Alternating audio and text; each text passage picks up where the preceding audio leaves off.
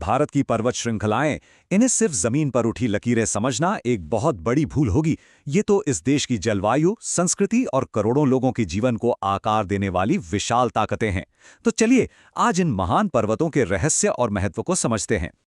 तो ये सवाल उठता है कि क्या पर्वत सिर्फ चट्टान और पत्थर हैं, या फिर ये जलवायु, संस्कृति और जीवन के निर्माता हैं? चलिए भारत के संदर्भ में इस पहेली को सुलझाने की कोशिश करते हैं। तो हमारी यात्रा शुरू होती है भारत के उत्तरी ताज यानी हिमालय से। इन्हें दुनिया की छत भी कहा जाता है और ये नाम इनके विशाल आकार और महत्व को बिल्कुल सही ठहराता है। देखिए, ये कोई छोटी मोटी पहाड़ी नहीं है। हिमालय पश्चिम में सिंधु नदी से लेकर पूर्व में ब्रह्मपुत्र तक लगभग 2500 किलोमीटर तक एक विशाल दीवार की तरह फैला हुआ है। अंदाजा लगाइए, ये दूरी दिल्ली से चेन्नई जाकर वापस आने से भी ज्यादा है। अब भूविज्ञान की दुनिया में ना हिमालय को युवा माना जाता है, यंग। ये वो पर्वत हैं जो भारतीय और यूरेशियन प्लेटों की जबरदस्त टक्कर से पैदा हुए। और सबसे हैरान करने वाली बात, ये टक्कर आज भी जारी है। मतलब हिमालय आज भी हर साल थोड़ा थोड़ा ऊंचा हो रहा है। अच्छा, अब इतने बड़े सिस्टम को समझना है तो इसे ऐसे सोचिए, जैसे ये 4 पैरेलल लेयर्स हों। सबसे उत्तर में है ट्रांस हिमालय, फिर आती है बर्फ से ढकी वृहद हिमालय या हिमाद्री, उसके बाद हरे भरे लघु हिमालय या हिमाचल, और आखिर में सबसे नई शिवालिक की पहाड़ियां। और हाँ, इसी वृहद हिमालय में है भारत की सबसे ऊंची चोटी कंचनजंगा। ऊंचाई 8598 मीटर। अब ये कितनी ऊंचाई है, इसका अंदाजा ऐसे लगाइए कि अगर 10 बुर्ज खलीफा एक के ऊपर एक रख दिए जाए ना, तब भी ये चोटी उनसे ऊंची ही रहेगी। कमाल है। लेकिन देखिए, हिमालय सिर्फ पत्थर की दीवार नहीं है, ये तो जीवन का स्रोत है। यहीं से गंगोत्री और यमुनोत्री जैसे बड़े बड़े ग्लेशियर पिघलते हैं और गंगा, यमुना जैसी नदियों को जन्म देते हैं। सोचिए, ये वो नदियां हैं जो करोड़ों लोगों की प्यास बुझाती हैं, उनके खेतों को सींचती हैं। चलिए अब एक लंबी छलांग लगाते हैं। युवा हिमालय से निकलकर हम चलते हैं भारत की सबसे पुरानी, सबसे प्राचीन पर्वत श्रृंखला की तरफ। ये तो एक तरह की जियोलॉजिकल टाइम ट्रैवल हो गई। और यहां एक जबरदस्त कॉन्ट्रास्ट देखने को मिलता है। सोचिए, एक तरफ आसमान छूता जवान हिमालय जो आज भी बढ़ रहा है, और दूसरी तरफ करोड़ों साल पुरानी, समय के साथ घिस चुकी अरावली। ये तो एक ही जमीन पर पृथ्वी के इतिहास की 2 बिल्कुल अलग अलग कहानियां हैं। तो ये जो प्राचीन श्रृंखला है, ये राजस्थान से लेकर दिल्ली तक फैली हुई है। इसकी सबसे ऊंची चोटी है गुरु शिखर, लेकिन इसका असली खजाना वो तो इसकी चट्टानों में छिपा है, जहां तांबे जैसे कीमती खनिज मिलते हैं। तो चलिए अब भारत के दिल में चलते हैं, एकदम सेंटर में, जहां वे पर्वतमालाएं हैं जो पारंपरिक रूप से उत्तरी मैदानों और दक्षिणी पठार के बीच की सीमा बनाती हैं। विंध्य श्रृंखला, इसका जो सबसे बड़ा महत्व है वो बहुत ही सरल और शक्तिशाली है। सीधी सी बात है, ये गंगा के मैदान को दक्कन के पठार से अलग करती है।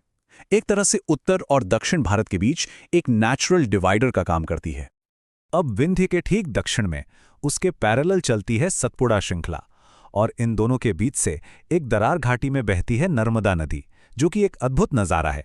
धूपगढ़ इसकी सबसे ऊंची चोटी है, और हाँ, ये पूरा इलाका अपने घने हरे भरे जंगलों के लिए भी जाना जाता है। चलिए अब रुख करते हैं भारत के तटीय किनारों की तरफ, जहां दक्कन के पठार के दोनों ओर 2 बहुत ही महत्वपूर्ण पर्वतमालाएं हैं, जैसे 2 गाढ़ खड़े हों। और ये दोनों घाट एक दूसरे से बिल्कुल अलग हैं, दिन रात का फर्क है। देखिए, पश्चिमी घाट जो हैं वो एक लंबी, ऊंची और बिना टूटी दीवार की तरह हैं, और ये बायोडाइवर्सिटी का खजाना है, यूनेस्को की लिस्ट में भी हैं। वहीं दूसरी तरफ पूर्वी घाट, वो थोड़े निचले हैं और टूटे फूटे हैं। क्यों? क्योंकि महानदी और गोदावरी जैसी बड़ी बड़ी नदियों ने उन्हें जगह जगह से काट दिया है। और हाँ, पश्चिमी घाट में ही है अनायमुडी, ऊंचाई 2695 मीटर। और ये कोई छोटी बात नहीं है, क्योंकि ये सिर्फ दक्षिण भारत की ही नहीं, बल्कि हिमालय के बाहर पूरे भारत की सबसे ऊंची चोटी है। इससे पता चलता है कि इस क्षेत्र में पश्चिमी घाट का कितना दबदबा है। तो सवाल उठता है कि ये 2 अलग अलग घाट आखिर मिलते कहाँ हैं? तो इसका जवाब है नीलगिरी की पहाड़ियों में। ये वो जंक्शन पॉइंट है, वो संगम है, जहां दक्षिण में ये दोनों तटीय पर्वत श्रृंखलाएं आकर मिल जाती हैं। तो चलिए अब इस सफर के आखिरी पड़ाव पर चलते हैं, भारत का पूर्वोत्तर यानी नॉर्थ ईस्ट। ये इलाका अपनी पहाड़ियों के बिल्कुल अनोखे कैरेक्टर के लिए जाना जाता है।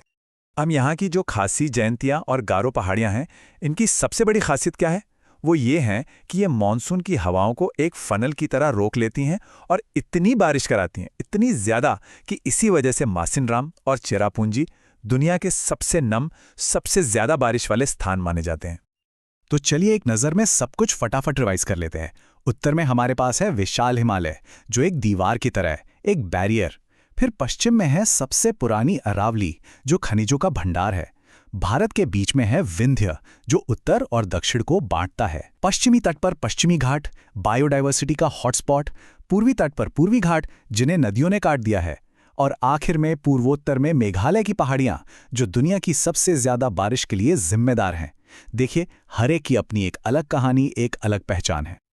और अब आखिर में एक सवाल जो सोचने पर मजबूर कर देता है। जरा सोचिए, अगर इन पर्वत श्रृंखलाओं को नक्शे से मिटा दिया जाए तो क्या भारत वैसा ही रहेगा जैसा हम उसे आज जानते हैं? इसका जवाब हमें बताता है कि ये पहाड़ सिर्फ जमीन का एक हिस्सा नहीं, बल्कि इस उपमहाद्वीप की आत्मा का एक हिस्सा है।